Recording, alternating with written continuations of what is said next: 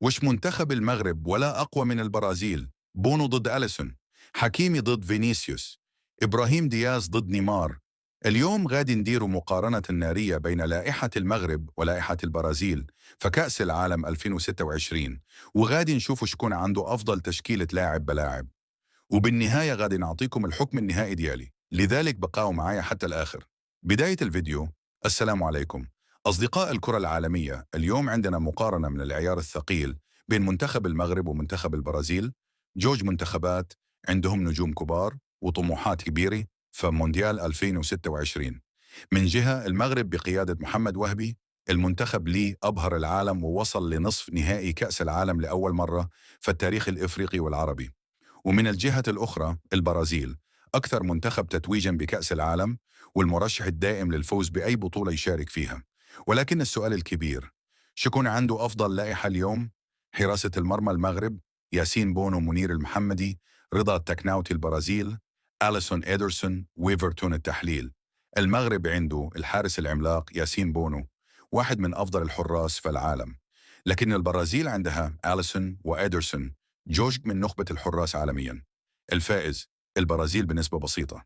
الدفاع المغرب، أشرف حكيمي نصير مزراوي، نايف أكرد شادي رياض عيسى ديوب البرازيل، ماركينيوس جابرييل بريمر دانييلو أليكس ساندرو.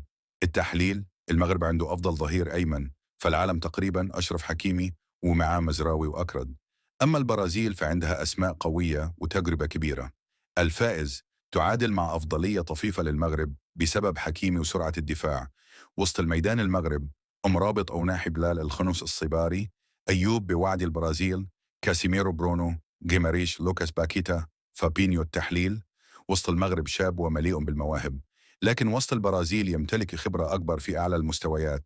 الفائز البرازيل. الهجوم، المغرب إبراهيم دياز سفيان رحيمي أيوب الكعبي عبد الصمد الزلزولي البرازيل، نيمار فينيسيوس رافينيا إندريك مارتينيلي. التحليل، هجوم البرازيل مليء بالنجوم العالميين، لكن المغرب يمتلك لاعبين يصنعون الفارق ويقاتلون حتى آخر دقيقة. الفائز البرازيل. مقارنة لاعب ضد لاعب، بونو أليسون الفائز، بونو حاليا بسبب تأثيره الكبير مع المنتخب. حكيمي فينيسيوس الفائز، تعادل لأن كل واحد الأفضل تقريبا في مركزه. أكرد ماركينيوس الفائز، ماركينيوس بالخبرة.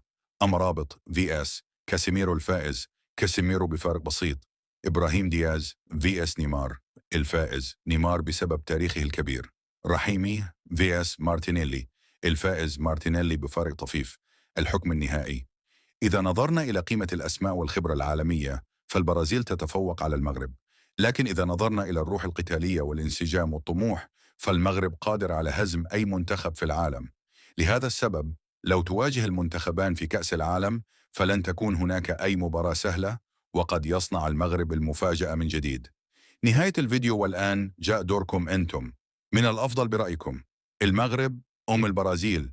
اكتبوا رأيكم في التعليقات، ولا تنسوا الإعجاب بالفيديو والاشتراك في القناة وتفعيل الجرس ليصلكم كل جديد عن كأس العالم 2026. إلى اللقاء في فيديو جديد، والسلام عليكم ورحمة الله وبركاته.